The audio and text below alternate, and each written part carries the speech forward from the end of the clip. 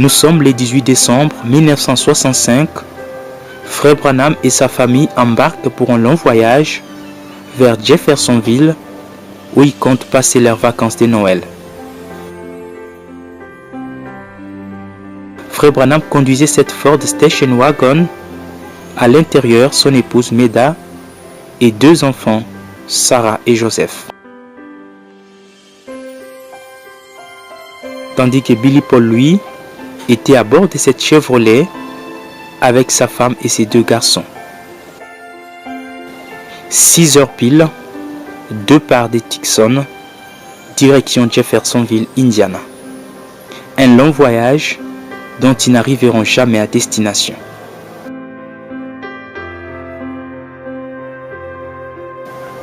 Première escale, Benson, puis Alamogordo, cette ville américaine siège du comté d'Otero, dans l'État du Nouveau-Mexique.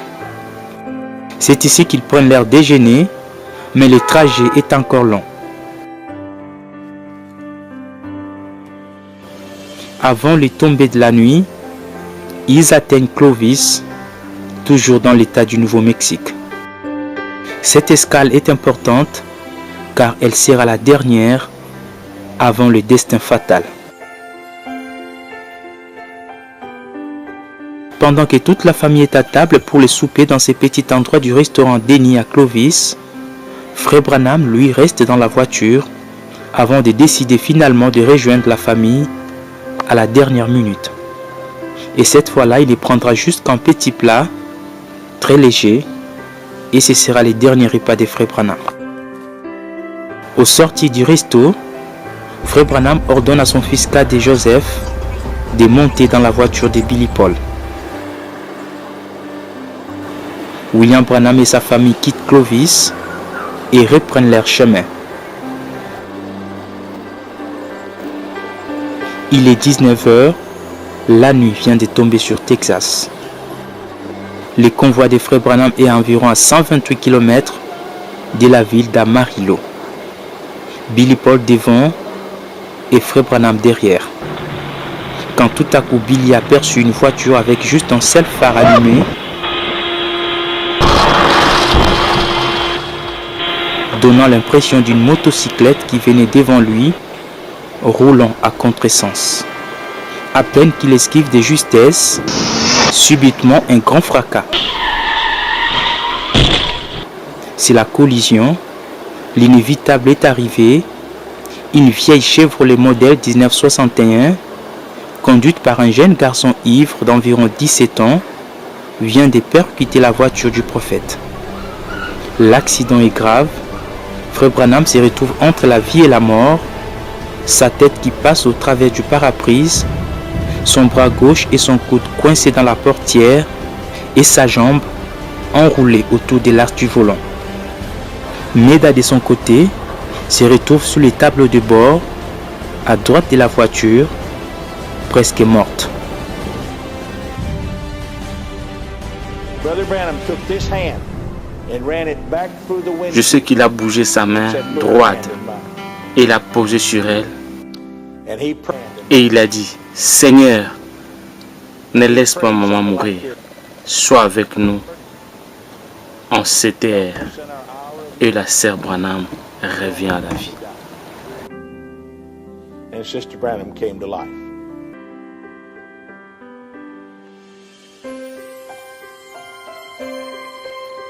Donc Frère Branham, le bras et le pied de Frère Branham étaient entrés dans le volant.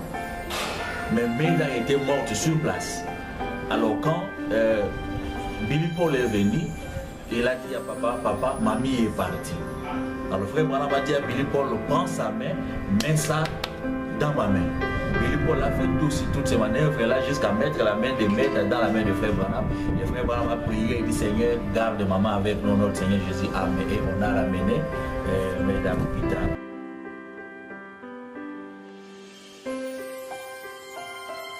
Pendant ce temps, Joseph, qui était enfermé dans la voiture, cria fortement.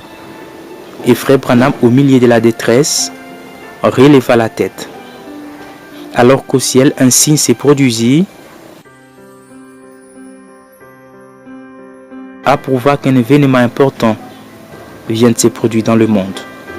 Sur le lieu, l'ambulance évacue les autres accidentés, mais Frère Branham, lui, reste encastré dans ses véhicules. Il a fallu 45 minutes pour réussir à dégager William Branham de cette ferraille.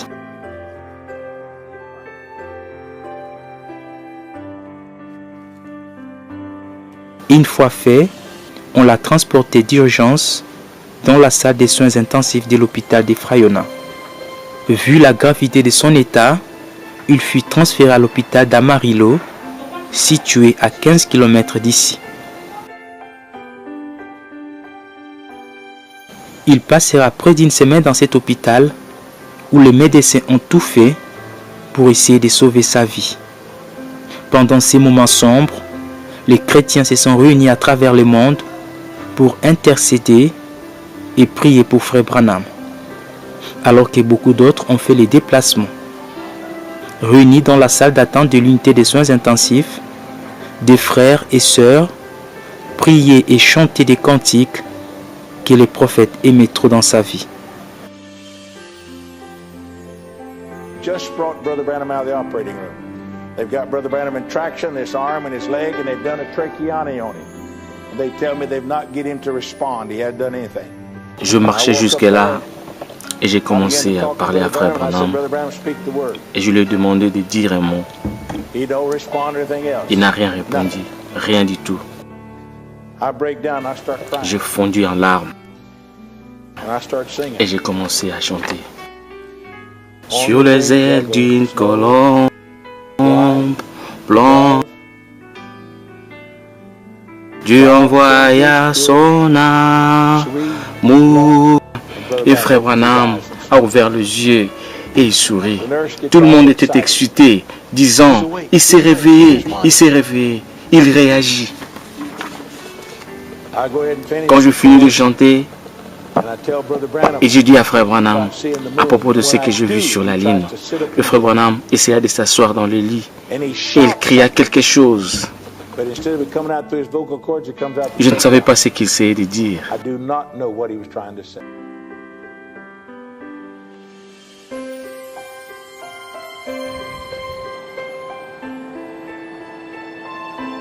Nous sommes au soir du vendredi 24 décembre.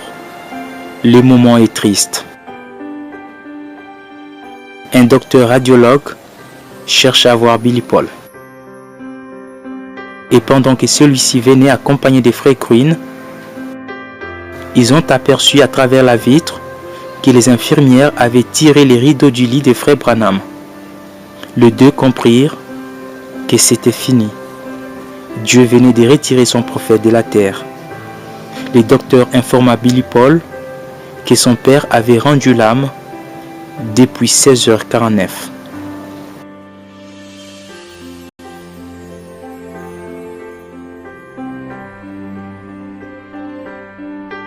Et c'est Pierre Green qui alla informer les frères réunis dehors la triste nouvelle.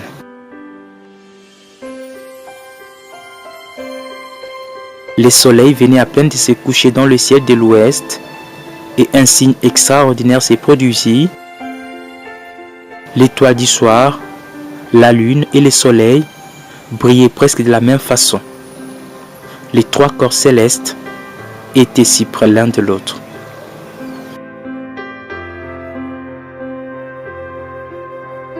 Il est né sous un signe et il meurt sous les signes. Billy, effondré, s'est souvenu d'une parole de son père qui disait « Si vous entendez que je suis parti, arrêtez-vous un instant et chantez une strophe de la chanson. »